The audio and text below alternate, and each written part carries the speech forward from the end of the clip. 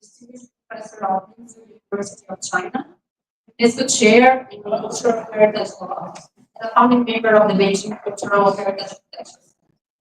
And last but not least, Professor Robichide, the Functional Professor of Law at Guangdong University of Foreign Studies in China. He has published extensively on conditional preparations and the relational theory of law with cultural and political perspectives. Everyone, the speakers will have 15 minutes and no. Let's try to make something between French and Brazilian. So we don't leave that to our night. That's not the best. Let's make it Swiss and German, Swiss and Swiss German, so we can be very on time. So please study. Just before you start, I would like to also read two very important articles for the short. The first one is Article 15 of the Convention on the Means of Prohibiting and Preventing the Illicit Import, Export, and Transfer of Ownership, the 1970 Convention that Tatiana already mentioned. Nothing in this convention shall prevent states party thereto from concluding special agreements among themselves or from continuing to implement agreements already concluded regarding the restitution of cultural property removed, whatever the reason, from its territory of origin, before the entry into force of this convention for the states concerned. And the second article is the Universal Declaration of Human Rights states. Article 27 states, everyone has the right to freely participate in the cultural life of the community, to enjoy the arts and to share in scientific advancement and its benefits. So I leave you the provocation for the question now. Thank you. Thank you very much. I'm sitting here to Leroy. And I want to thank Irina and the district so much for inviting me to come here and being so helpful. And with the arrangements. And I want to thank Pedro and the university as well for hosting this program. This morning with the conversations were extremely provoking. And I wish I could respond to all of them, but I'm trying to frame. I'm interested in staying within my time. But I also want to start by distinguishing between, in a sense, hard law and soft law. That's the topic that we were assigned. And I view hard law as being applicable to contemporary or recent exploitation and appropriation of cultural materials. And I would define the colonial period as really the period before which soft law only would apply, hard law would not apply to those. So I've thought of dividing my presentation between those 2 points. So I am going to start with hard law. And you might wonder why. And that's because I believe very strongly, much of my own work is on illegal trafficking in cultural materials. And I think that we need to pay attention to that. And similar to what Professor Savoy said this morning, we have to have the objects. And so it's fine to talk about recovering things from the past, which is very difficult and not necessarily easy. I always get into trouble when I say something is easy, but it is easier to recover things that were recently stolen, looted, taken illegally. So, and this also prevents us or our future people sitting here in 50 years trying to figure out how are we going to recover the things that were stolen in 2025 or 2026. So at least we can put soft and then work our way backwards. So just briefly, I want to address the issues of hard law. So first of all, what are the basics? I divided them into sort of 3 categories. One is the implementation of the 1970 UNESCO Convention. And I will talk briefly about that in a moment. Second is the recovery of stolen property. And we'll talk a bit about how things that you may not think are stolen, may in fact be considered stolen. And third is when things are imported into a market country, are they properly declared? And that's not something so much that the country of origin needs to worry about, except that law enforcement in the market countries often need the assistance of the countries from which the objects may be coming to provide expertise, in particular, to identifying and determining the country of origin of the objects. I'm not going to talk about So the 1970 UNESCO Convention, we heard a lot about it earlier this morning, shortcomings, no question about it, written right at the point when many of the formerly colonized areas were gaining their independence, and as we know, specifically did not look backward in time. Nonetheless, I think it is worth thinking about how the UNESCO Convention applies going forward. And for that, we need to think about implementation. It's not enough to ratify the convention. Countries must implement it, usually through enacting domestic national law. From the market country perspective, most market countries implement the UNESCO Convention by imposing what are called across the board reciprocal import restrictions. So something legally exported from one country whose export is restricted under the convention, all of those objects cannot be brought in if they do not have the proper documentation. So if you're in a country of origin that tends to have objects looted, you need to have those export controls and the like in effect. Now, the United two countries are different. The first and the worst, the United States. There we go. The United States requires an additional supplementary agreement. Some countries view those as treaties under Article 9 of the Convention. The U.S. does not implement Article 3, which is that broad across the board provision. Article 9 only applies to archaeological and ethnological materials, and the U.S. requires an additional bilateral agreement or memorandum of understanding. You see here on the map the countries in red that have bilateral agreements, and some countries, I'm looking at you, Brazil, you will see do not. And I don't know if there's anybody here from other countries, but yeah, okay, that's what I like to hear. If you're from another country that's not on that list, see me during the break or at the end of the day. Okay, so for those 30 countries that we now have agreements with, they work pretty well, although they're limited to archaeological and ethnological materials. They are also provide a framework of cooperation between U.S. law enforcement and the other country. So it provides a very limited but very effective means of protecting cultural materials. We have returned, the U.S. has returned probably tens of thousands of objects over the roughly 35 years that this system has been in place. Sorry, 40 plus years. And just a few examples here. Many to China, many to Peru, small list here, Cambodia, all throughout many different parts of the world. And we also returned as an ethnological objects these colonial period, but also combining indigenous elements of these sacred religious paintings to Peru. Now, other countries require, the one other country that requires a supplementary agreement is Switzerland. Again, now they only have 9 agreements in place, so lots of target of opportunity here. And their agreements cover the entire range of cultural properties defined under the 1970 Convention. For example, paleontological materials would be covered there as well. So if you're not on that list, you should be.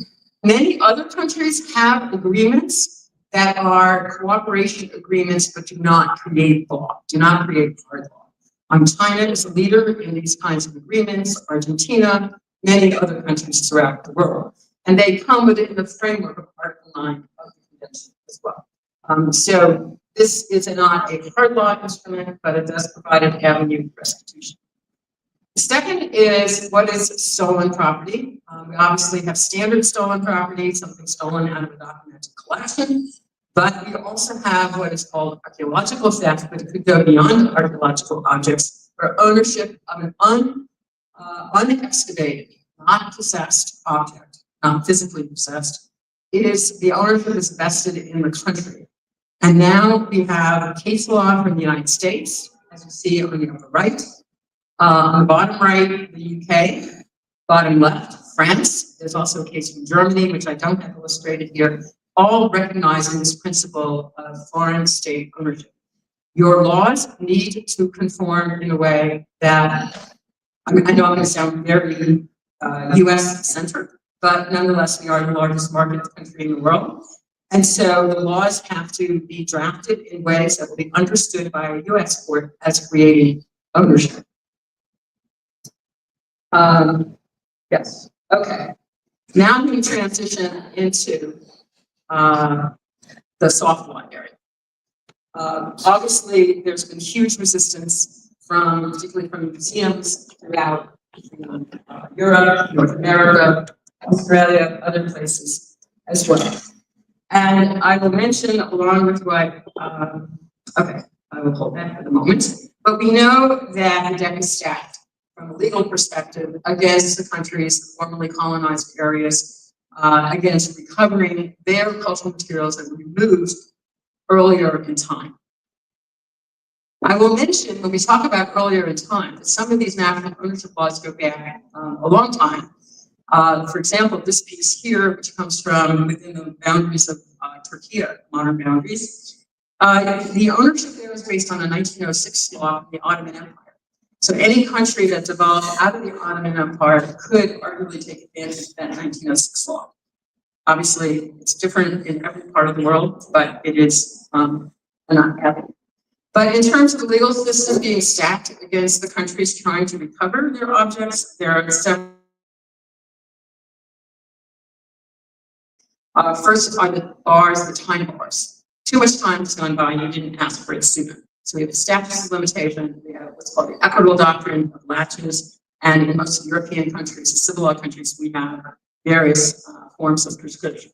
But all of them say in different ways, your time is up. No, this was the next one. And as you know, the question of sovereignty is a problem. So there was an interesting case in the US involving this ship, a Spanish ship, that was sunk in the very early 1800s. It was carrying cargo of gold and silver from Peru to Spain, and it was sunk by the British. And in the last several years, some treasure salvage recovered a lot of the gold and silver, and for reasons that I do not understand, brought it to the United States. At which point Spain tried to recover it. Spain did succeed in recovering it. That has to do with law of salvage that I won't go into. But Peru actually attempted to enter the case to say these are our wealth, which is being taken by colonial power from Peru to Spain. We want to recover it ourselves. And the US court said no. For a couple of reasons. One was the Foreign Sovereign Immunities Act, which prevented Spain from being sued, but also because Peru was not an independent country at the time. It was a colony of Spain. And therefore, when things are moved from a colonized area into a European country, that was considered at the time to be internal movement and not international. So international law did not deal with internal domestic movements. And this can obviously apply throughout Africa and different parts of the world up until into the 20th century. And so the rights of the colonized people were not something that the US court is going to acknowledge. Okay. Now, it was already mentioned, and I know that Professor Savoy has done her work on Napoleon. I disagree with her very slightly. I do not think 1815 is the 100th year. It should really be in the 1790s, because that 1815 is when French had to give the objects back. But the objects were taken in the 1790s. So why shouldn't we go back at least a little earlier to the point where Napoleon, that's a friendly amendment, right? We can talk about it later, but it would cover things that were not returned during that time period, obviously. But the important thing is that that principle did develop across the 19th century as international law was developed. But what it did was, it was a rule of law that, if you take something during an armed conflict, you return it at the end of the conflict to the place from which you took it. And that is what happened, at least theoretically. Only about half the objects actually went back to France, but that was the principle. But it only applied within Europe. It was a law developed for Europeans because, as I said before, the colonized areas were not nations, they were not states. International law is the law among states.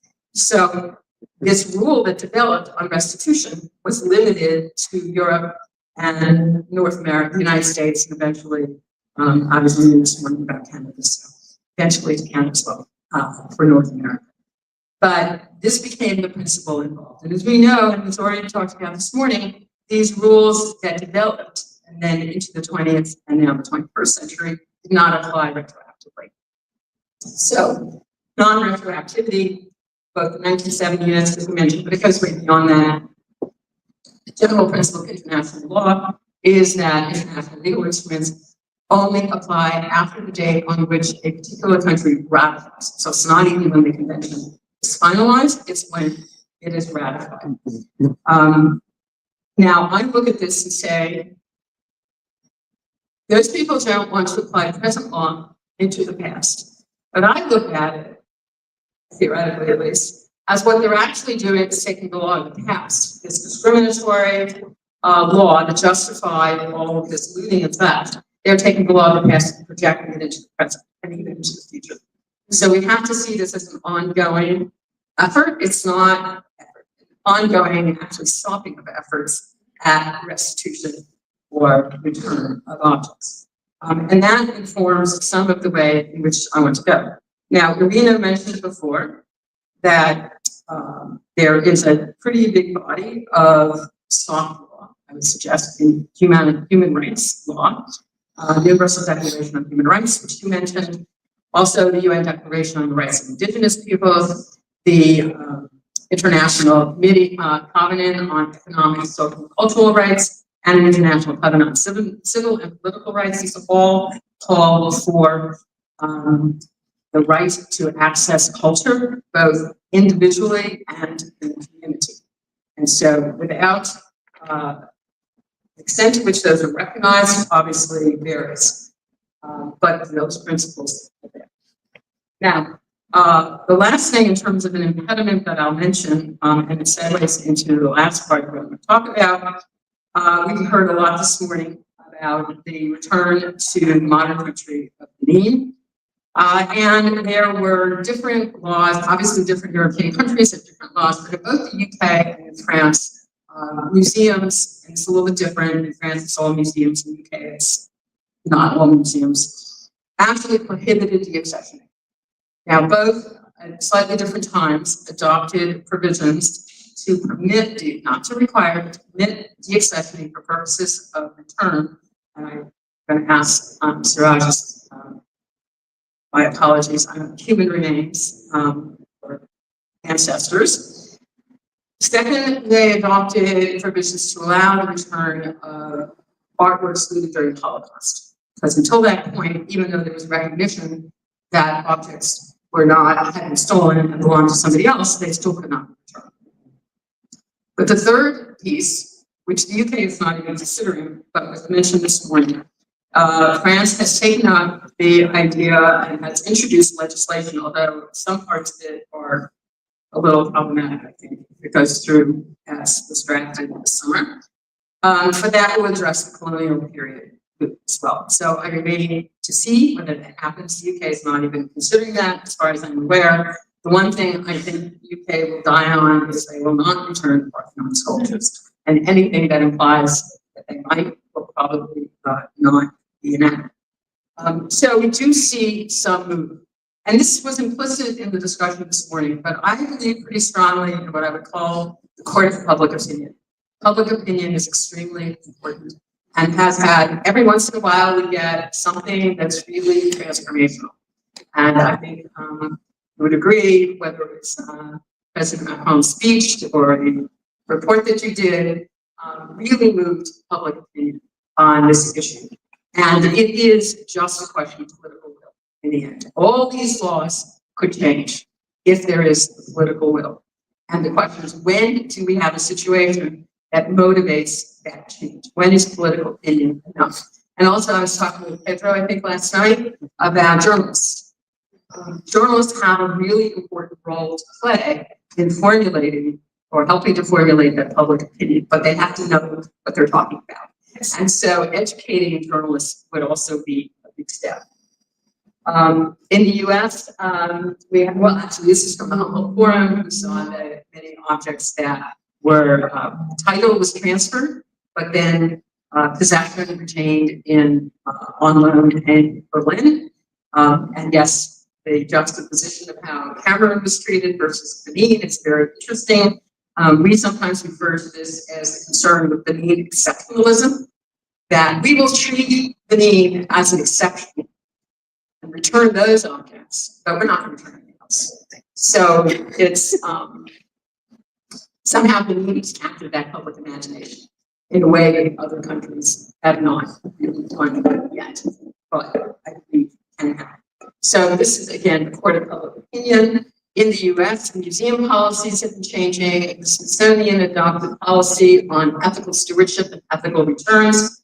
I don't know if you can see it there, but a wonderful statement from the head of the Smithsonian's secretary, Lonnie Bunch. She's really been a leader in so many ways, but is in some jeopardy at the moment. I won't go any further on that.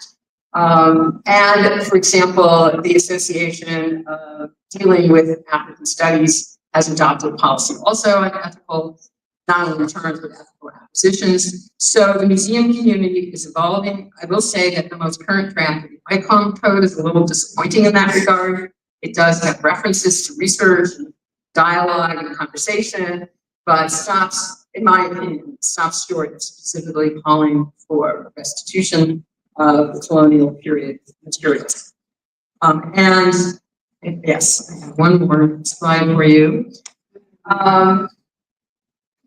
Not all restitution is international. This morning, there was a mention of the US legislation, the Native American Rights Protection and Repatriation Act, but just last week, there was a return from the Boston Museum of Fine Arts to the descendants of an enslaved artist, pottery maker, and they returned 2 pieces to the descendants, and then this is one of the pieces, then bought back one, and the other is loaned back. So they're still physically present in the museum, but with the history of the object, history of the artisan who made it, all intact and all presented to the public.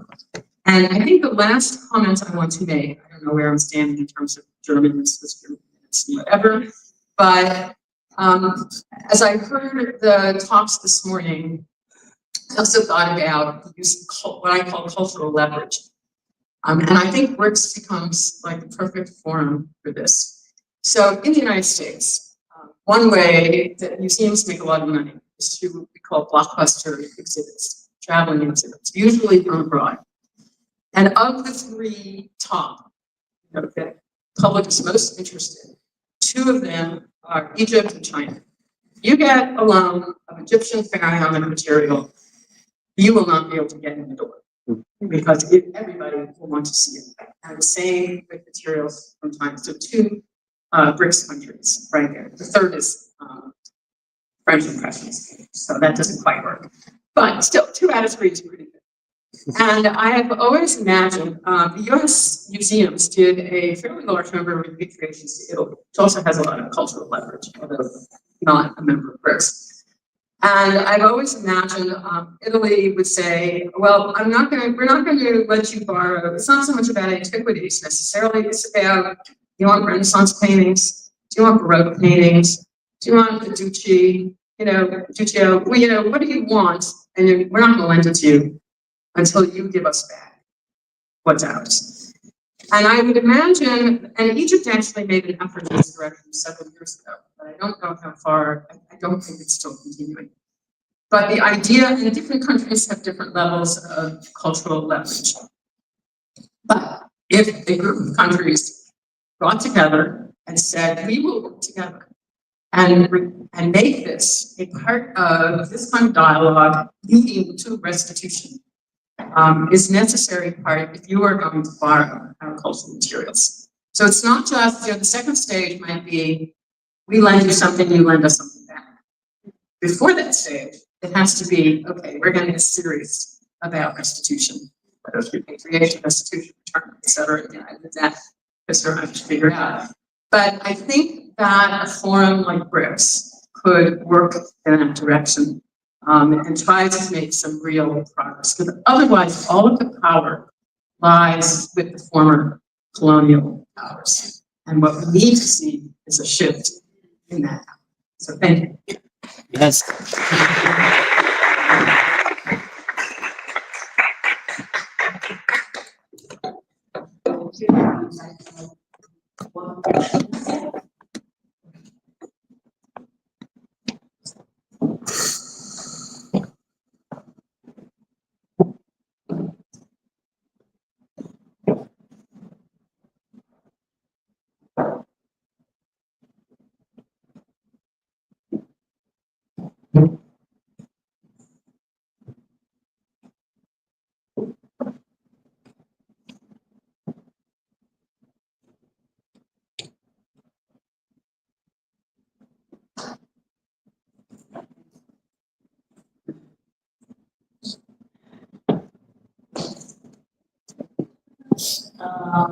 Thank you, Pedro, for inviting me.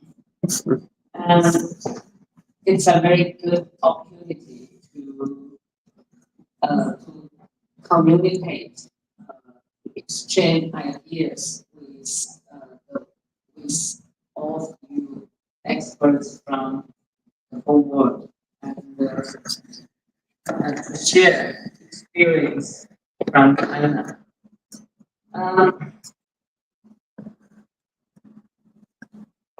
As Patty just mentioned, that the hard law, international legal framework, has some shortcomings, and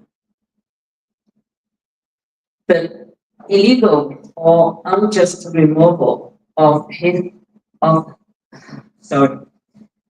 the illegal or unjust removal of heritage that occurs prior to the establishment of the international framework, or claims that have passed the statute of limitations constitute historical issues, which are uncovered by international legal framework. Therefore, cultural heritage unjustly removed from colonial context or rooted during wartime in history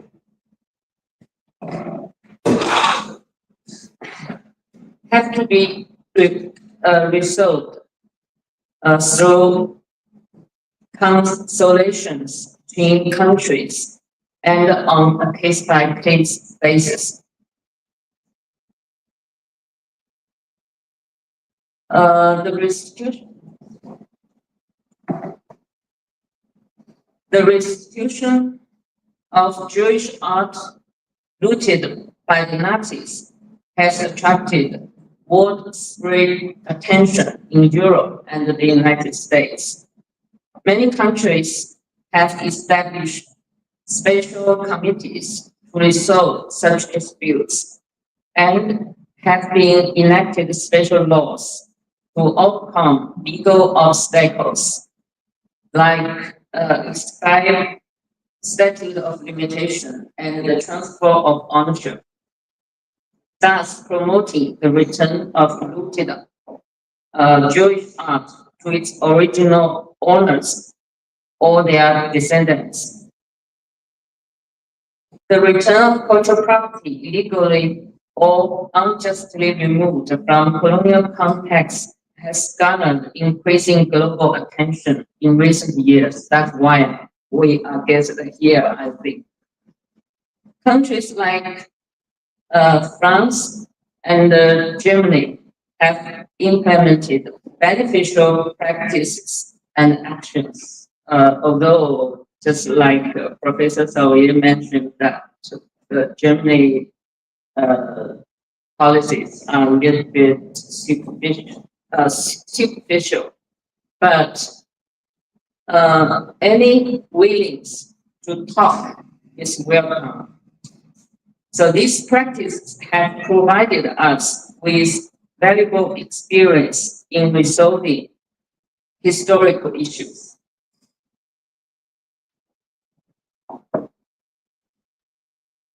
So I'm going to share something with you about the Chinese recent practice. As you may know that from the mid-19th century to the mid-20th centuries, a large number of Chinese cultural objects were looted or illegally removed due to wars and the colonial occupation of parts of China's territory.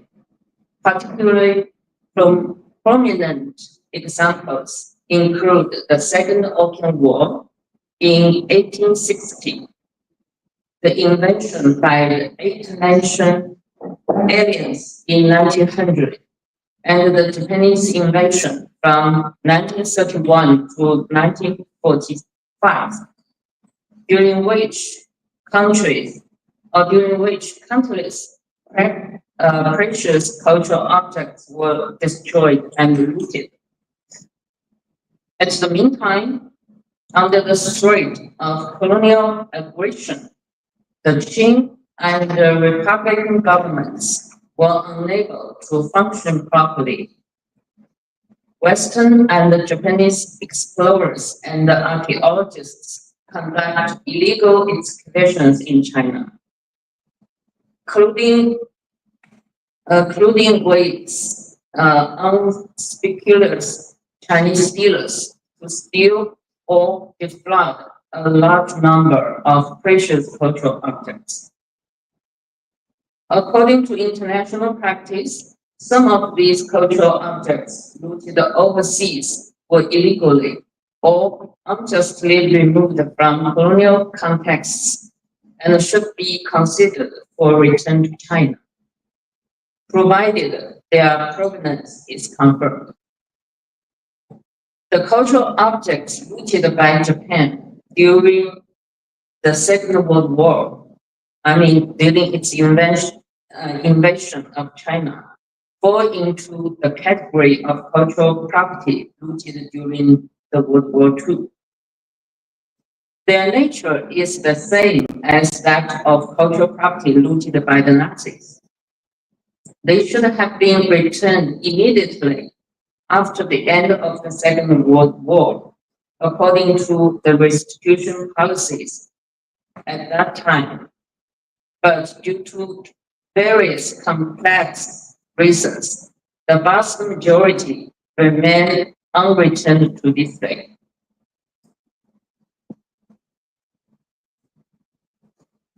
The Chinese government and people are highly concerned about the return of cultural relics lost in history and have carried out substantial practice in this area recent years. First, it is important to closely monitor the policies of other countries regarding the return of cultural heritage from colonial contexts and cooperate with institutions holding Chinese cultural objects lost overseas. For example, the first case I would like to share with you is the return of Fanfu silk manuscripts. The State Administration of Cultural Heritage of China, the SACH noted that the Smithsonian Institution issued the shared steward and the ethic return statement in 2022. It expresses its willingness to study and handle its collections in accordance with ethical standards and to work closely with source communities, related governments, and stakeholders regarding possible returns. Therefore, the SACH requested the return of the silk manuscripts from the Smithsonian Institution. These manuscripts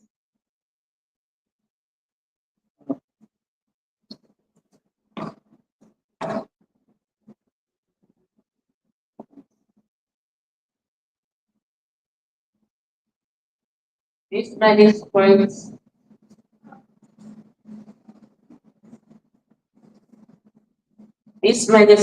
were stolen from a true tomb located at Sanpu in Changsha, Hunan Province in 1942 and illegally transferred to the US in 1946.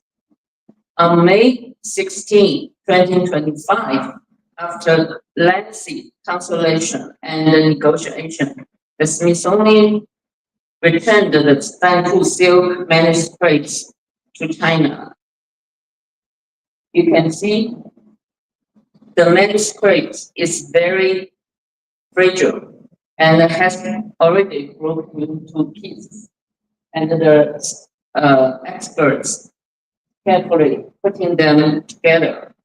Although they are very hard to figure out, it is said that the earliest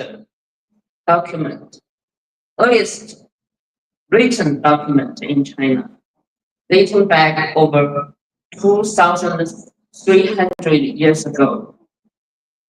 And it plays an irreplaceable role in the study of ancient Chinese characters and documents. Meanwhile, it can be denied that the physical return of many cultural objects lost throughout history is difficult due to legal or political obstacles.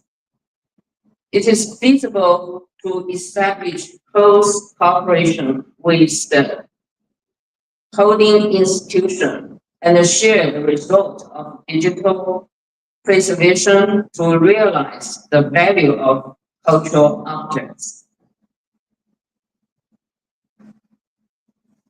The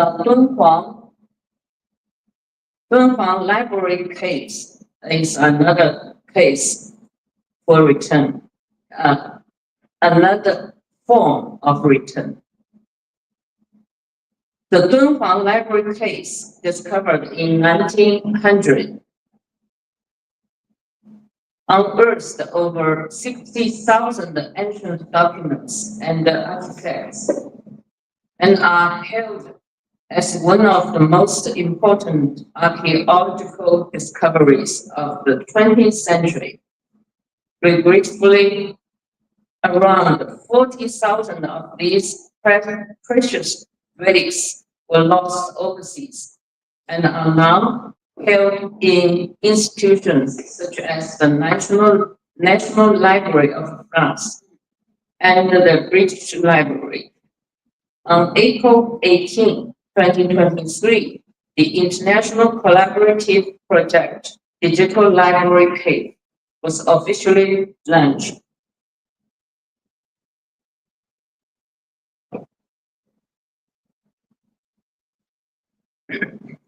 The rapid development of digital technology has enabled the fruitful results of international cooperation in the protection and research of the library caves relics to be presented to a global audience in digital form. If you are interested in this project, you can visit the website. And there are lots of documents, digital. And there are many institutions holding Dunhuang documents cooperated in this project. So viewers can immerse themselves in appreciating the artistic and historical values of the relics and the whole mobile caves. In the meantime, to gain a direct understanding of the historical facts of the site and the illegal trafficking of these relics, which allows for deep critique and reflection on the history of colonial aggression. Second, it's important to attach importance to the guiding role of soft law. On June 20, 2024, the International Conference on the Protection and Return on Cultural Objects Lost from Colonial Context, hosted by the SACH, was held in Qingdao, China. Representatives from 28 countries and 2 international organizations adopted the Qingdao recommendation. It calls on the international community to recognize and redress the injustice of colonial plunder. It urges that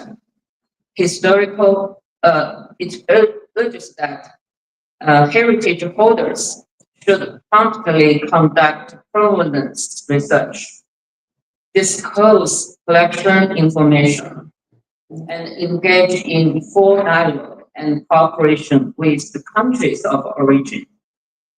In particular, it encourages states to adopt special legislation to ensure that legitimate claims by countries of origin are not subject to private law obstacles, such as the statute of limitation or the inalienability laws of the requested country. The Qingdao recommendation undoubtedly plays a significant guiding role in China's handling of return of cultural relics, such as the Danpu silk manuscript. Third, to improve legislation to provide a basis for the return of lost cultural objects. In 2022, China revised the law on cultural relics protection, which for the first time include a provision in our domestic law to strengthen international cooperation in promoting the return of cultural relics. For a quick note, I should explain the term we use. Cultural relics in Chinese context is equivalent to cultural property, and the movable cultural relics are equivalent to cultural objects. So Article 81 declares Article 81 provides a principle of the recovery of lost Chinese cultural relics and the return of stolen foreign cultural relics that have illegally entered China. Crucially, it declares that the state reserves the right to recover cultural relics lost overseas due to the theft and illegal export. And this right is not subject to any statute of limitations. This provision does not specify the time of the theft or illegal export. Therefore, it includes theft and illegal export that occurred after the relevant conventions came into effect in China, as well as historical issues. In other words, this provision has a retroactive effect. Of course, this does not mean that China will exercise the right to recover all cultural relics lost throughout history. Whether or not a request for the return needed to be made depends on not only the specific circumstances of the theft and the illegal removal of the objects, but also on the relevant legal environment of the country where they are located. However, this provision does provide a basis for China to make a timely request for the return based on evidence of theft and illegal removal that it has already obtained, as well as on the importance of the cultural relics.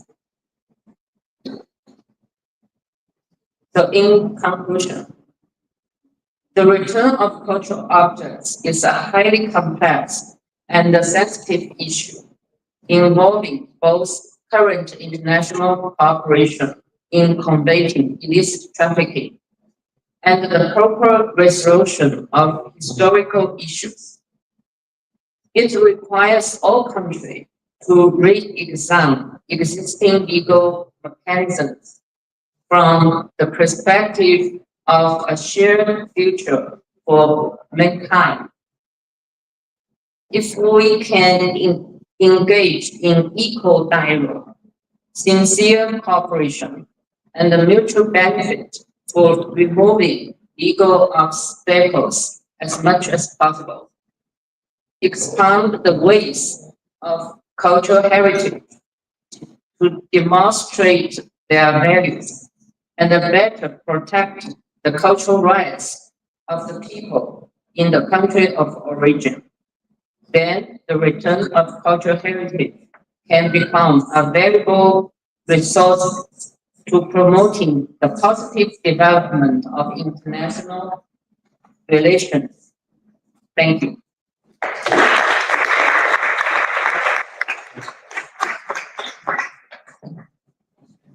One, I invite Professor Nishida.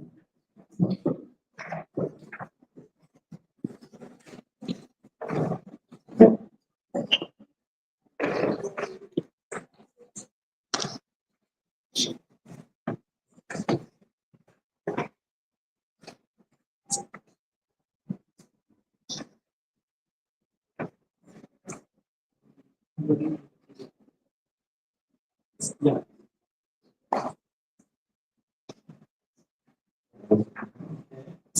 Thank you very much for this occasion.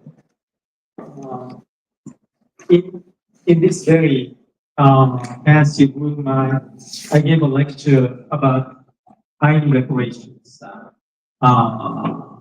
invited by Professor Ninomiya of this university, who just retired right now, Professor Emeritus. And behind the people is the indigenous people in Japan. Mainly congregates in Hokkaido, where I'm from. So I was at the Hokkaido University in Kidaraku, and until about a year ago, and then I moved to the Gangdo University of Foreign Studies in China, located in Guangzhou, the third big city, the third biggest in China. And today I'm going to talk about the repatriation of the Chinese cultural properties. And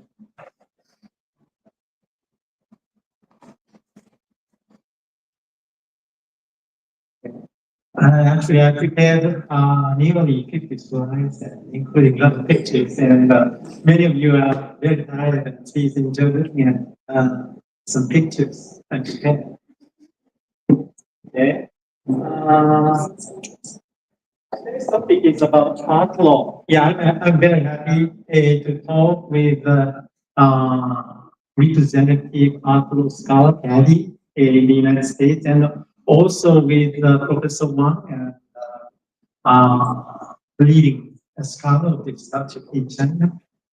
And talking about law, I had a great chance to learn from Stevie Rice.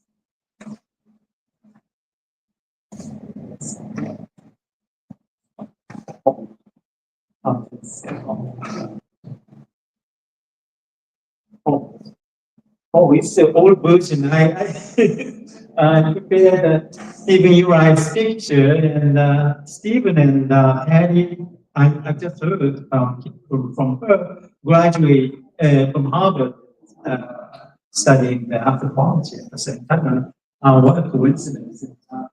Oh, what's that? Not used to. How can I do that? Yeah.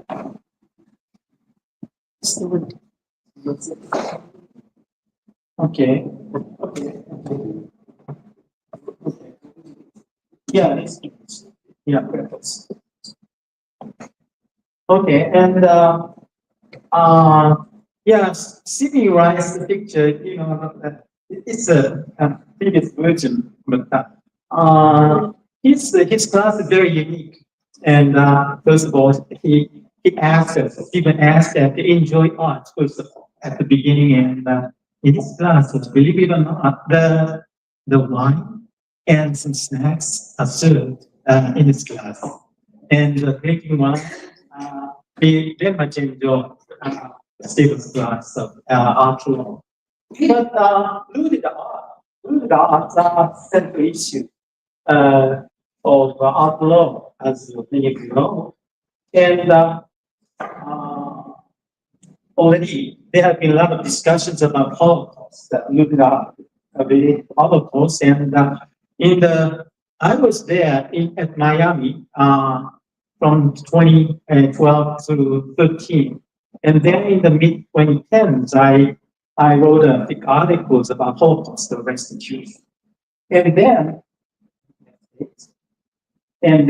I've been asked to work on these issues from the grassroots level in Japanese society, but to mobilize the repatriation of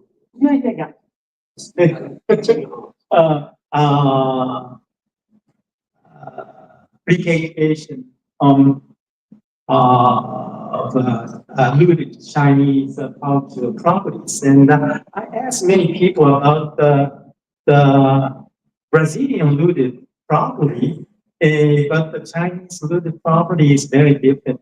Millions of precious Chinese properties have been looted across the world.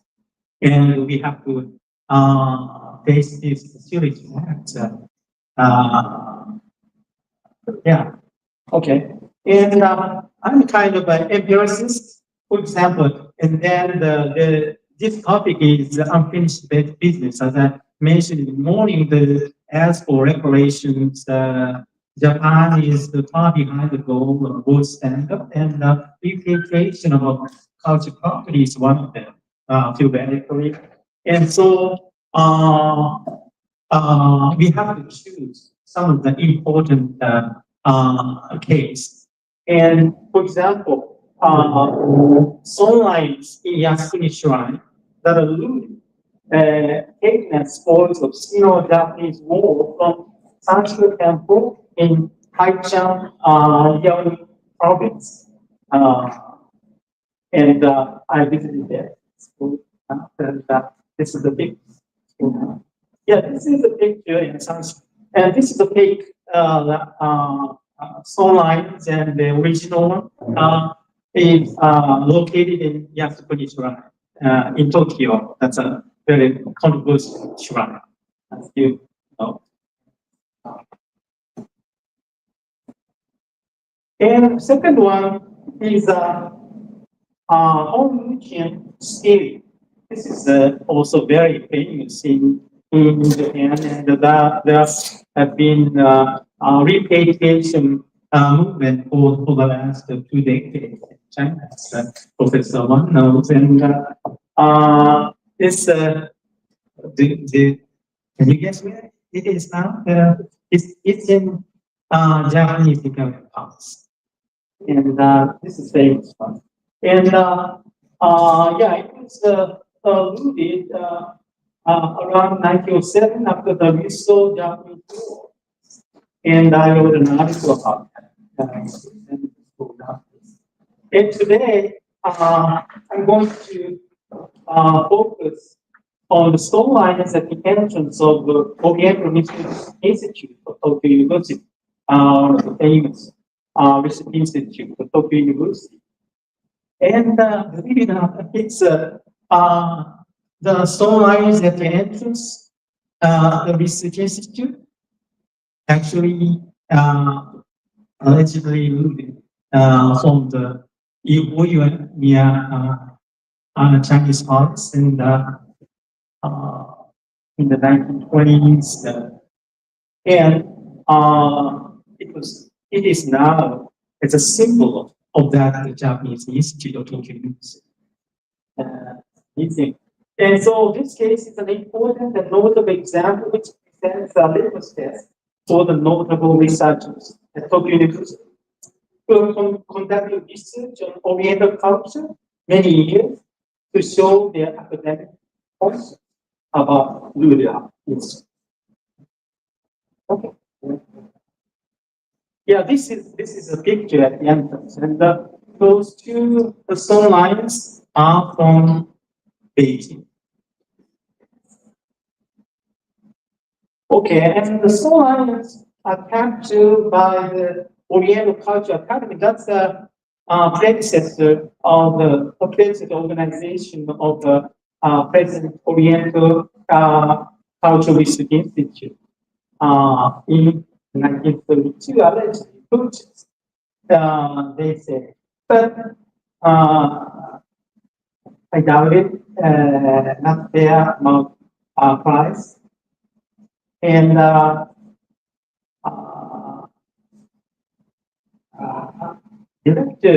its director, Nakajima is my close friend actually, and we both of us are graduates of Harvard Engineering Institute, and he's my junior. And he argued, Nakajima argued, that this purchase is an ordinarily justified dealing, but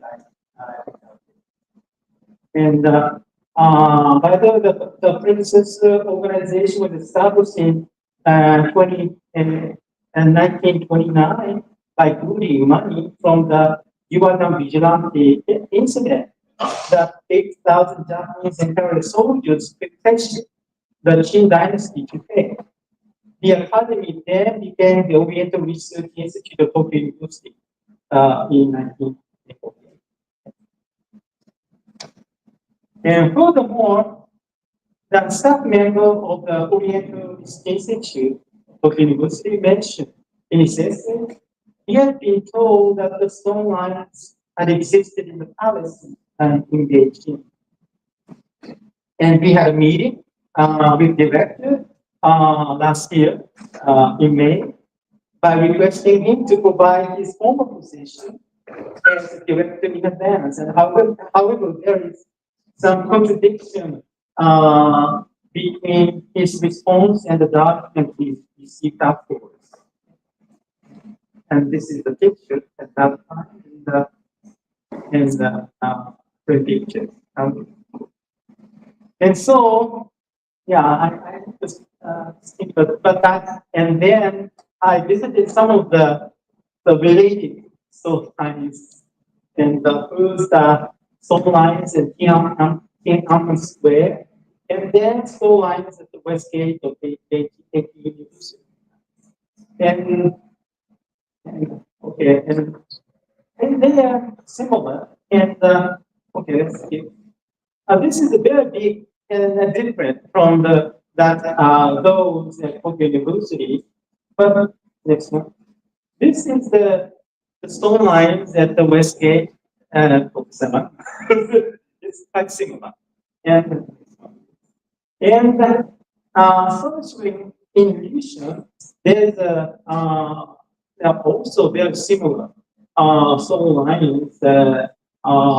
Pollution Museum, formerly the Commandment Museum during the era of Japanese colonization.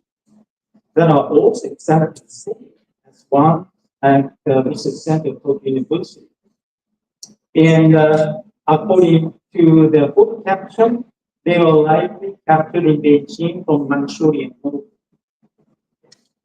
And this is it, almost. And I also went to Iho event, and they also similar ones. And so let me give you some background, historical looking background in the 1920s. How was the situation regarding Chinese cultural property? According to Mr. Morimoto, who is a representative scholar of that field, the overt looting orders were issued until around Sino-Japanese War and the Northern Qing incident. Before the peace treaty was forged in 1899 and 1947. However, opaquely enough, the uniquely Japanese double tongue of Takemaya and Honne, the Japanese special version of form and substance, can be applied here. Like other colonizing countries, substantial looting and predatory transactions continued unchanged overtly without overt orders. Against the backdrop of the demise of the Qing dynasty and chaotic political and social situation accompanying Qinghai Revolution of 1911, enormous numbers of Chinese cultural properties overflew across the world. Okay.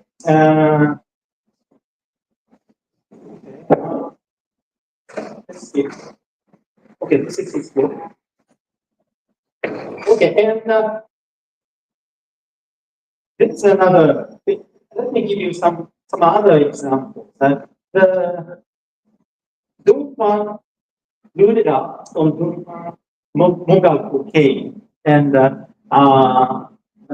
Professor Wang already mentioned that the 17th cave is a library cave. Scroll down. And look at the picture on your right hand side. Lots of books and treasures. In those days, after she mentioned in 1900, this cave, library cave, was discovered. It's amazing. And from your left hand side, I took that picture. It's vacant, like that. All of them are stolen. Okay, and so up. And you know the first English person named Mr. Stein looted in 1907. And the second one, French person, historian, Mr. Peyo, he's a learning person, and he selected a lot and looted a lot of treasures actually back home. And then Japanese or Russian or I actually relegated that. Oh, okay, let's go down. And there's a workshop about this Dunhuang problem, and my woman is the director Yang of Dunhuang Academy, and as Professor Wang mentioned, she talked about the kind of digital rehabilitation. And in Q&A, I asked her a question: are you satisfied with digital rehabilitation? No, she answered to me.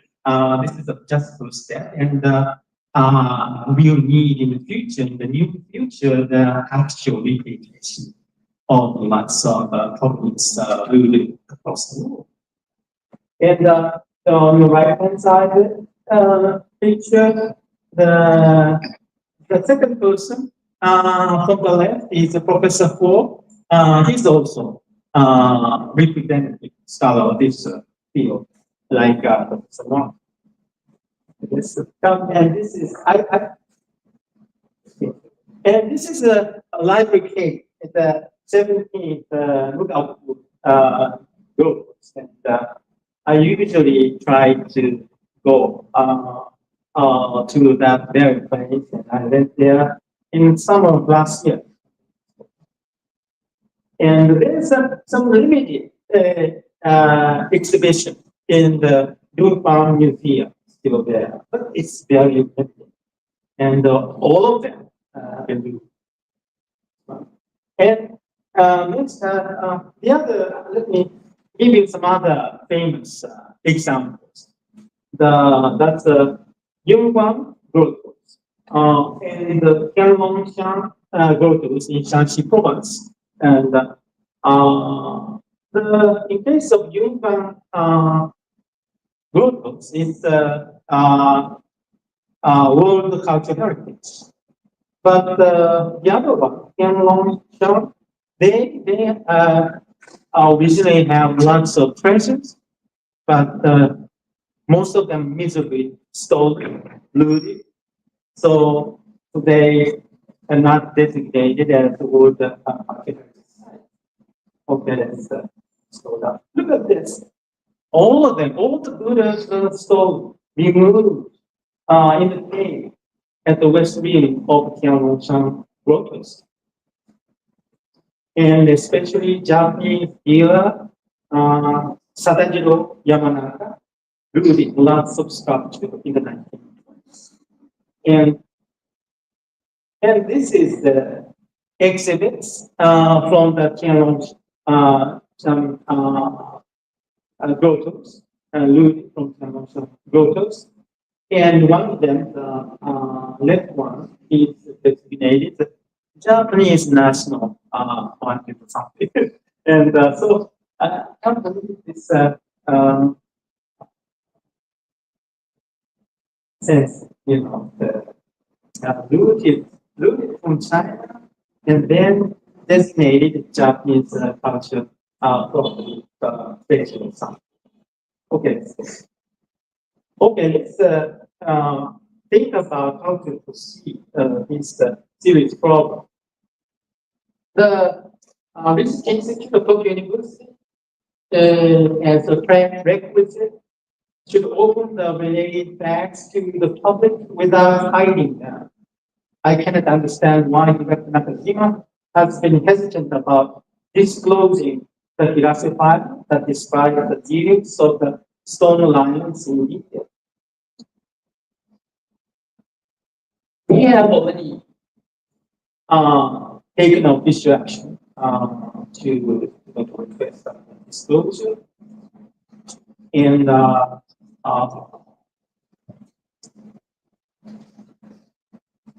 you know, the dubious attitude of Tokyo University about their presumed looted art becomes open to the public internationally. It would cast shame on them in their role of bastion of the academic conscience in the era of repatriation of looted art. As Civilo Ishiyama Civilos, the center, Research Center of Tokyo University might argue that they can get ownership by applying the bona fide purchaser principle stated by Article 192, this famous article. And however, we should take note of the American Museum as by Software and have taken a step towards moral repatriation, despite the civil law principle by their own progressive protocol. If moral repatriation is a bit vague, we can safely argue that this issue regards cultural property rights as opposed to economic or tangible property rights. The very rights that should play the central role in the era of cultural rights in the 21st century. In that case, cultural identity, cultural governance, to use Director Yang term cultural sovereignty, and thus the provenance of cultural property should play should be indispensable. In this sense, bona fide purchase rule should no longer be applicable due to the feature of cultural property rights. Okay, it's already mentioned the related international human rights law legal document, 1951 Hague Convention, 1930 UNESCO Convention, 1991 UNITRA Convention, and but regretful to say, looking countries are not necessarily the signatory countries to these conventions. Furthermore, as Professor Wang mentioned, there's a retroactivity clause. And also, 2007 UNDRIP, that's a UN Declaration of the Rights of the Indigenous People, regarding the repatriation of human remains and burial arts to Indigenous people, is also a related important laws. As practices of repatriation of human remains to Indigenous people show us the world standard. The repatriation of cultural property should be promoted alongside the advance of decolonization and the corresponding moral shift to use the recreation scholars, Ella in 2000, the moral shift in the cultural identity consciousness. Likewise, that the statute of limitation is incompatible with historical injustice as reflected in the Holocaust Treaty. So the bona fide purchase principle should not be applicable to cultural property in the 21st century as a condition. And these properties should be repatriated into original right holders. Oh, okay. Okay. Okay, and then the moral shift I already mentioned. From the reparation and reconciliation perspective, that's the very important field of tort law. Moral and voluntary repatriation based on moral regrets at the level of academic conscience is the ideal. Moral reparation, repatriation counts. So, as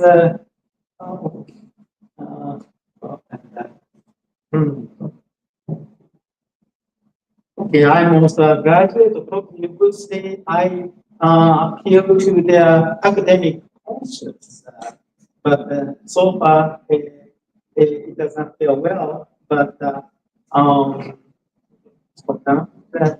and let me talk about a little bit about the process of reparations and reconciliation. I synthesized from the representative reparations scholars as the reconciliation or reparation framework, the four-step approach. The first one is just program. The first one is the fact finding by perpetrators, and the second one is the admission of past injustice and historical responsibility by perpetrators. And third one, based on these two steps, the third step is the sincere apology and the supplementary reparation. And finally, as fourth step, forgiveness should be, might be made by victims in some cases. And notice that the last stage is presupposed by the former stage. And in reparation context, as I mentioned, the function of tort remedy should be expanded to include the atonement function, which presupposes the admission of tort and pushes responsibility by tort fees. Okay, and I discussed a little bit about the burden of proof, as I mentioned before. In this case, the dubious case, Director Nakajima should have the burden of proof to show that it's really the fair dealing case.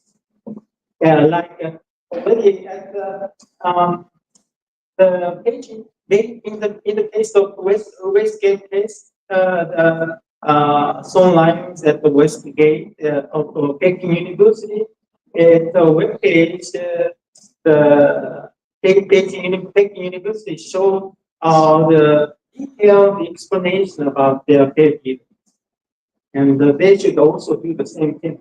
And Professor Wang mentioned about the Durban Declaration in the 2024 Qingdao recommendation. China has now played a very important role for decolonization of museum and repatriation of cultural property by international alliance and social strengthening of intergenerational cultural succession of cultural properties.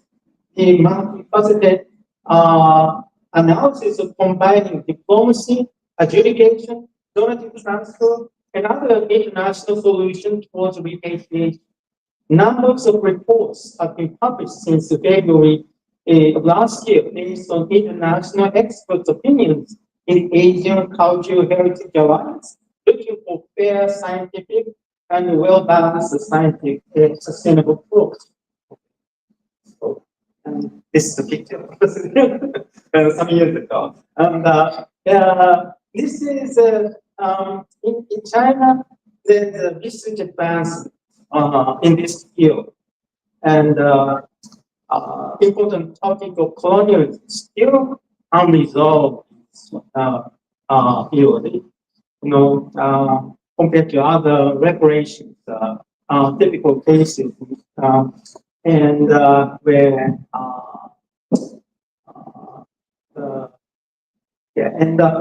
Chinese looted arts are countless, as I said, across the globe. For example, Durban Mongol grottos, Yungan grottos, Yungan caves, and a lot of things plundered.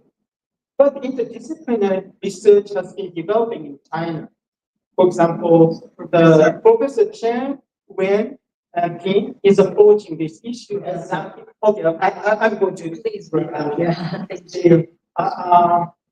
issue as an archaeologist and museologist, while Professor Wang Yunsha of Renmin University works as international lead expert. In other words, Professor Chen is an empirical demonstrationist, while Professor Wang is a legal theorist. And I tried to combine each very strand of research program. I'm almost at the end. And let me state this culture, some of the important features of cultural property. First, cultural rights are new human rights in the 21st century related to cultural identity and sovereignty. Similarly, as the case of indigenous law, as opposed to spiritual rights, traditional rights, and economic rights. And second, cultural property discussions have been made as a criticism of commodification of property, and it should be inalienable in a different sense that some other people use in the opposite way. And third, related hard international laws such as 1954 or 1970 or 1995 conventions have the problem of retroactivity because plunder looting was done before those conventions. And the related soft laws such as Washington Principle, ICON recommendation might be more helpful. Bona fide purchaser rule should be renovated as international civil law. And finally, in reparation, repatriation law, as I said, moral as opposed to legal reparations from the conscience comes. Okay, this is the picture with Professor Chen of Shanghai University, and this royal family. There's a strong relationship of this university through Professor Ninomiya to Japanese royal family. But as for this looted famous monument is right now in the Japanese Imperial Palace, and the medieval emperor who once gave a speech at this university should know this serious fact, and from their conscience, they should do something for repatriation, or as a voluntary repatriation from the Japanese Imperial Palace to China. Okay, almost there. Repatriation is part of reparation. Moral reparations based on regret atonement as a method to break the ice.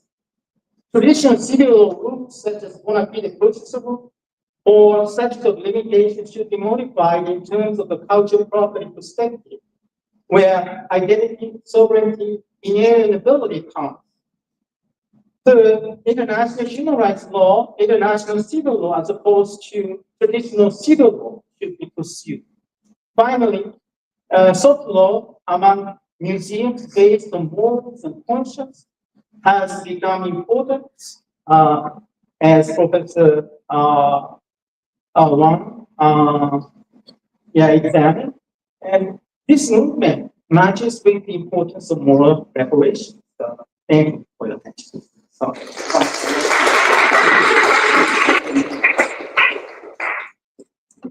Thank you, Professor Yoshida, and I'm now open the floor to questions. If I may, I know we have time to questions. Can I make the first question, or I might just take my place? Because I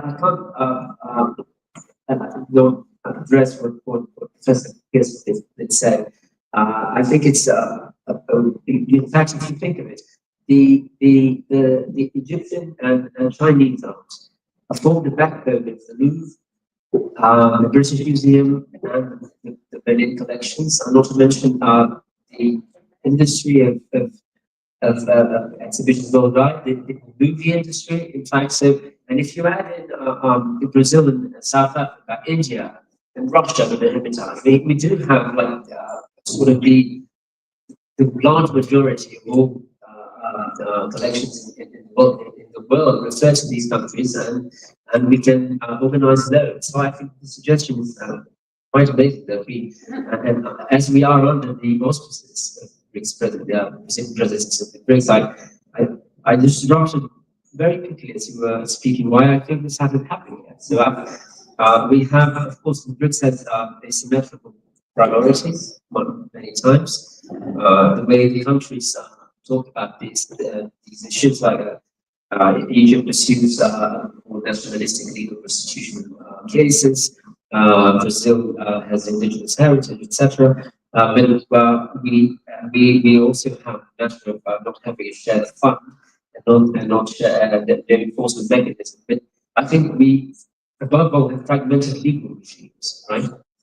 And so my advice suggests as we wrap up this memo and go home and then come back tomorrow, begin to think about how can we begin to draft a sort of BRICS heritage compact or something like that could be used for us to negotiate collectively. And I think if you can a legalistic perspective, maybe we can et Laetitia, tu pourrais y aider peut-être en réunissant un autre rapport qui va changer le monde. Thank you. Thank you for your comments. Yeah, I'll just comment. Well, I don't see this as a legal issue, so I wouldn't approach it as a legalistic. If I understood what you were saying, that you wanted an idea of how to approach it legally. But this would be outside of that. There are some examples where Egypt has done this. I think there were examples where Italy has done it. But for instance, Egypt was asked to loan something to the Louvre. And they said, but we're not going to loan it until something else. I think it was Egypt. But there was a case in Chicago several years ago. There was a major exhibit of Egyptian artifacts that was about to open. And the head of the Supreme Council of Antiquities was in Chicago, and he was invited to a member of the Board of Trustees who was a major collector. And he saw an Egyptian sarcophagus sitting in the home of the collector. And he said it was the Field Museum, you are not opening that exhibit tomorrow unless that sarcophagus is out of that private home and in a museum. I mean, he wanted it in a museum at that time. And it happened because the museum had to open the exhibit. So, I'm not saying I have figured out every nuance and detail of it, but some countries have a great deal of cultural leverage. Other countries arguably have less, maybe because their heritage is less well known.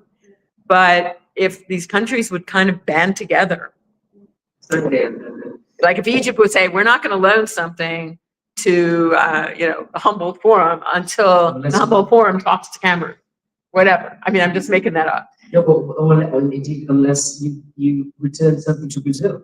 Yes, exactly. And that's practically together, the BRICS have the immense soft power.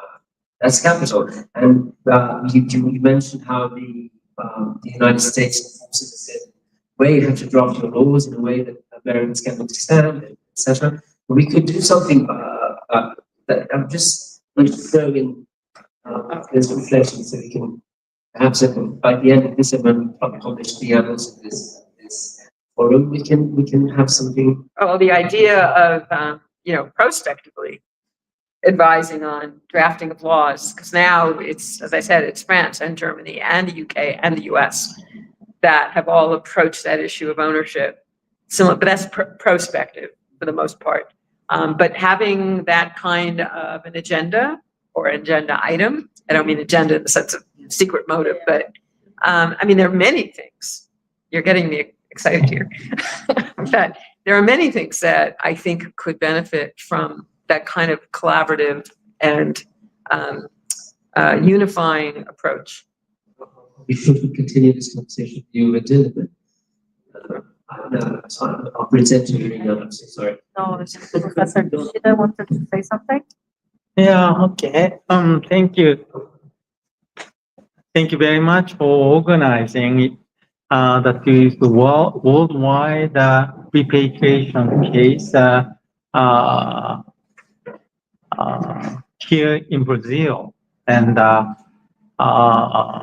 it's a good chance to listen to a lot of cases across the globe. And this morning I asked a question about the German position, and somebody from South Africa told me afterwards that as for Holocaust, German might be advanced, progressive than Japan, but as for culture, repatriation of cultural property, it's not. So what he told me might be true, and we have to here in Sao Paulo compare each country's stance, and France, Germany, in China.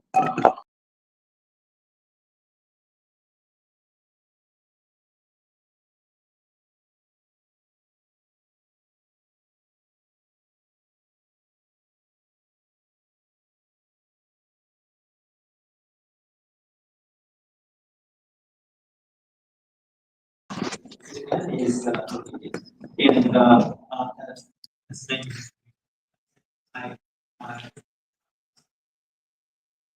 I stressed in my presentation, the reparations and reconciliation is a new, very important field of total, and still in the educational curriculum, it's still marginalized. But as we been discussing, it's emerging, very socially needed, very important. And Chinese case is very, very serious. And still nothing unfinished business. And I understand, listening to Stephen's class, American voluntary repatriation movement, I think it's one of the most advanced position. And in you can progress circles or Luhang case, some of the case, some of the traces were looted by American people, and we have to approach internationally, and we have to approach the American through you, the American Museum, first, and we Japanese government is very strange government, and it's oh, the Japanese government about my American movement, and so if the United States move in that way, I think some other faults will appear to move forward the repatriation movement of Chinese property. What do you think, Professor?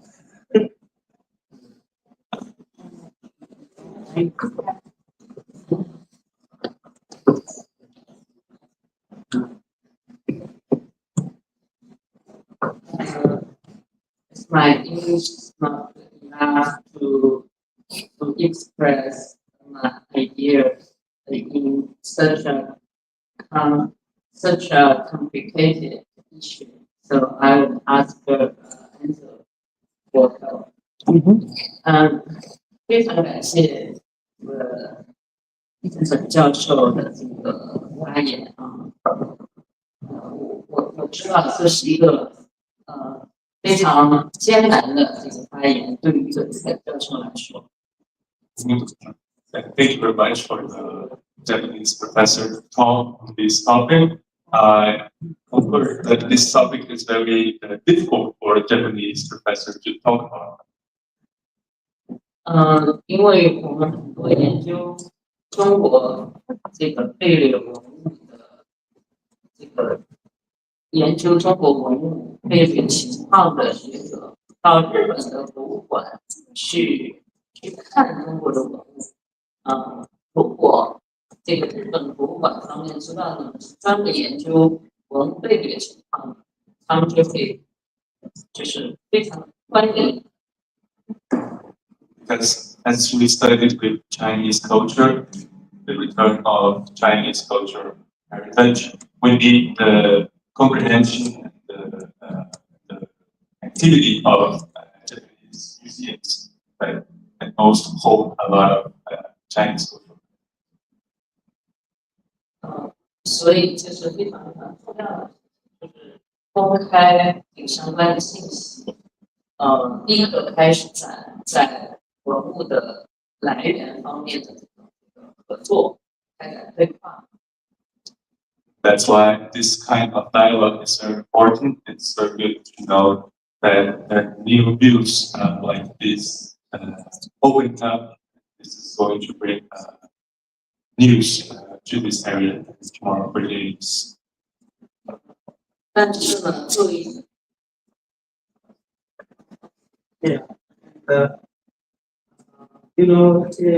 Sao Paulo is a unique place in the sense that they are the biggest Japanese population outside of Japan.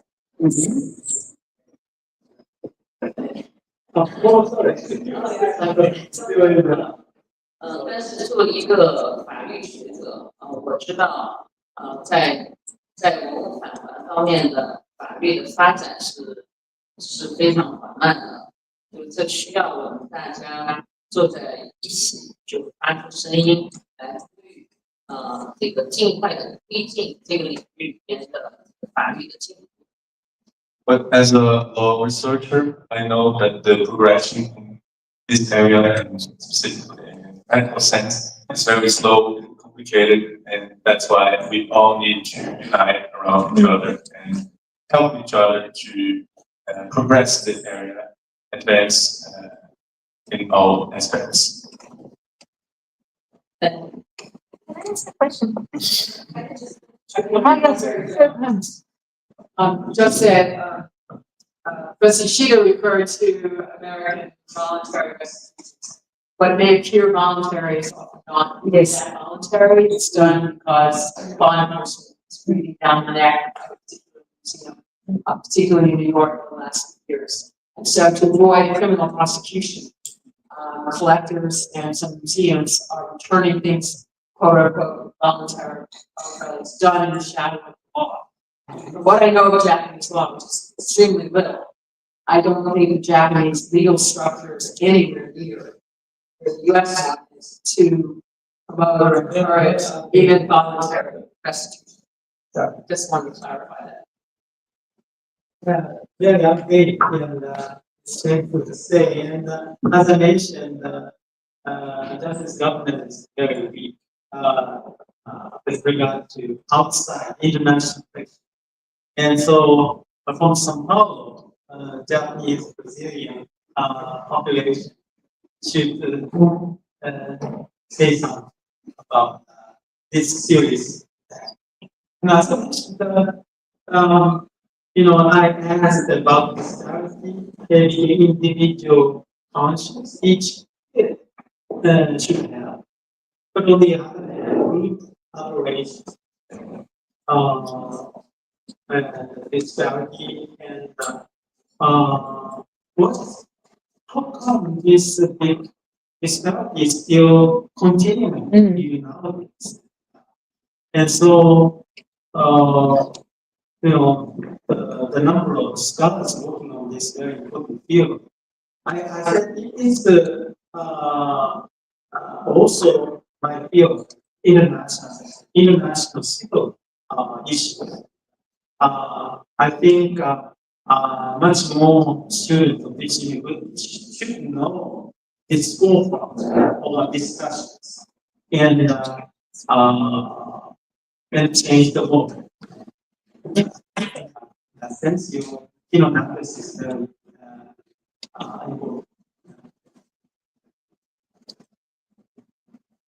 I'll try to make this work.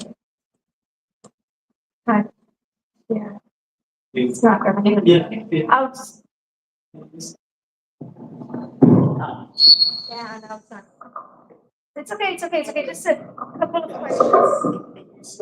No, it's okay. It's just a couple of questions about the cultural property agreements. We understand there are two countries that, in order to implement the convention, need the cultural property agreements. But to what extent would these agreements be an imposition of one country's side towards the other?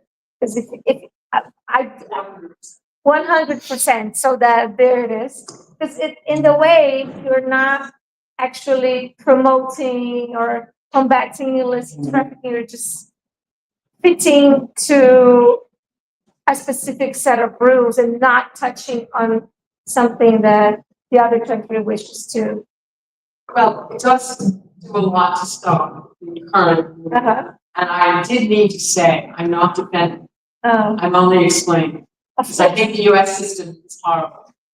And I have no hesitation to say that publicly here and when I'm home in the United States. It's a terrible system and it's imposition, it's very onerous for other countries to do something, not only to do something beyond what the convention requires, but to comply with US law in a number of ways that we'll talk about later. But it is an imposition. Our legislation was written primarily by the art market for the art market. And so we struggle with it. It's changed over 35 years how it's been interpreted. It's much broader than anybody ever thought it would be implemented, but it's really a problem. And so I totally agree with you. Thank you. Just a second question regarding the different standards when we're talking, for example, as the professor was mentioning, not diluted art. A way has been found to restitute not diluted art. The legislation that would oppose any restitution has been bended, has been flexed in order to accommodate this. but what about art coming from art and objects and cultural heritage coming from the global south? So why are the standards different concerning one and the other?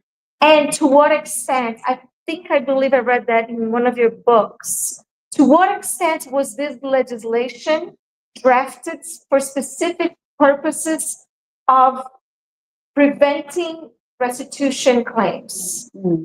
I think it was the British Museum Act, it's Yeah. from 1963, right?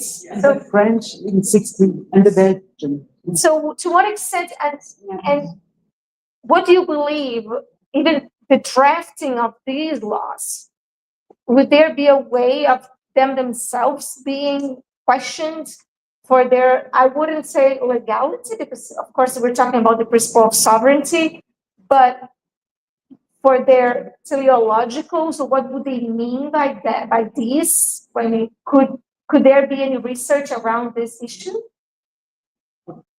Yeah, the kind of actually thinking about the name of this session itself, that we're talking about hard law, soft law, moral fundraising in a sense. So spending here talked about the public opinion court and so also was mentioned Chinese specific cases where you have internal laws that should make your claims more credible, but not credible, more enforceable.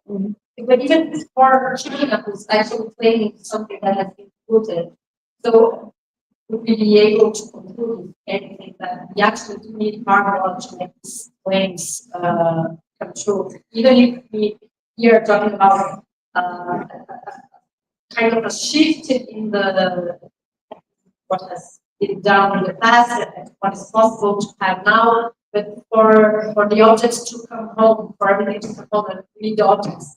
Talked about this a lot. Like, do we need a law that something that we are able to conclude here? I mean, briefly, and Professor Savoy can answer this better, but I mean, France is in the process of changing its laws as a result of public opinion as well as expediency, I guess you would say. And when President Macron started the whole process, it was for political expediency on his part. Yeah. Now, in the United States, for example, Congress passed a law now almost 10 years ago to eliminate the statute of limitations for Holocaust recovery plans. Why not? After it was done, I can tell you, and it's now, it was for 10 years, it's now up for its extension. We'll see what happens. It's being proposed, of course, by the museums in the US.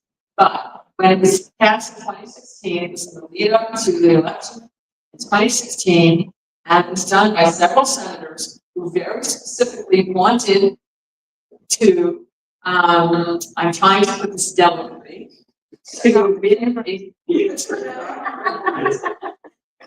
constituency, it was right before, very shortly before the primary in New York. Yes. And so, that's why it's going to be interesting to see what happens next year. You know, because it has to be passed by the end of 2026. It's already been drafted, but subject to negotiation. But it got in the statute of limitations, it didn't get into the next class because of the art market and museums objected. And so, in effect, it wasn't very effective. The museums have tested many of those plans and won on criminal flashes. But it is a question simply of political will. If you want to return to art law, any law can be changed. And it could even be made retroactive. Well, the United States that would be a problem because of property rights. But you can change any law through political will. And it's just a question, how do you garner that? Notice that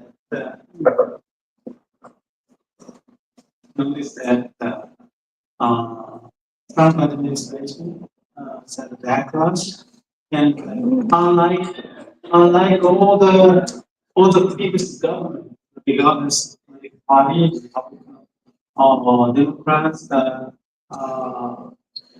he started the historical revisions, and that's very much related to the first step that I mentioned, that fact finding of the past injustice from the perpetrator side.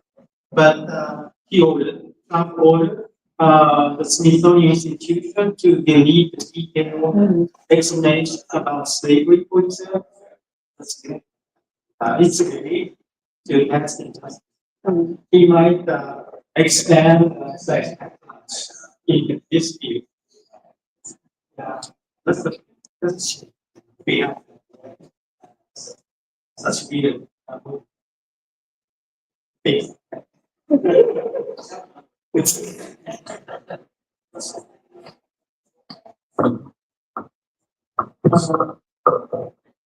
谢谢你刚才的这个问题啊，因为你刚才提到纳粹所付的罚款和现在我们正在讨论的殖民背景下的罚款的巨大的差别。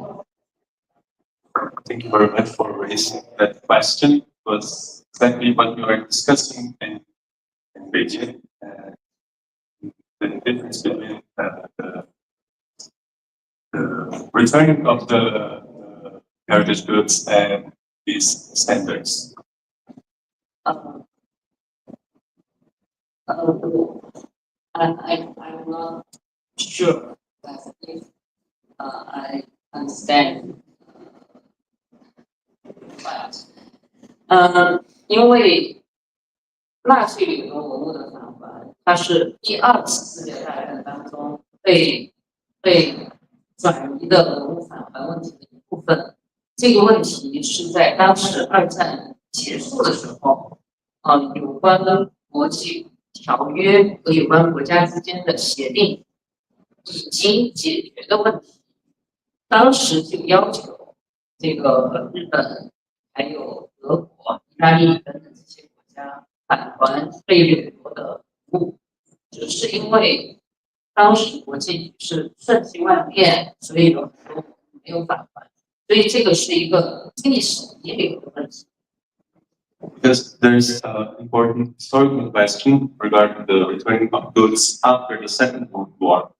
As in that process, many goods were not returned, even despite the progression of the time.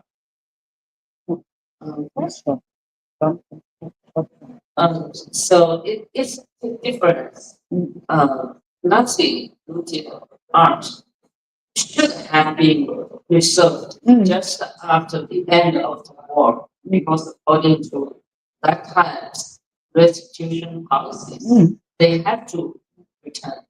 But due to the change of international relations and just become the Cold War comes, so many the restitution didn't finish. Yeah.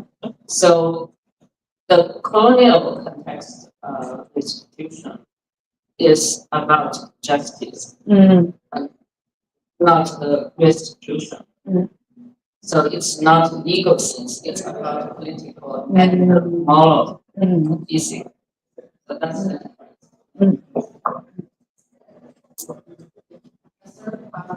difference. Anyone else? We've had a very long and very fantastic day. Can I just say how refreshing it is to listen to someone to developing not just generally today, so just listen. So we wrap up today here, and we come back tomorrow at 9:30 for a conversation about museums. Thank you very much for it. Thank you.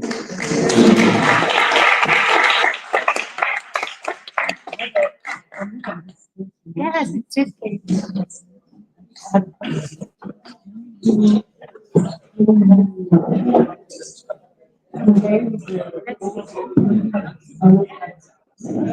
Yes, I have thought about this because, for example, actually.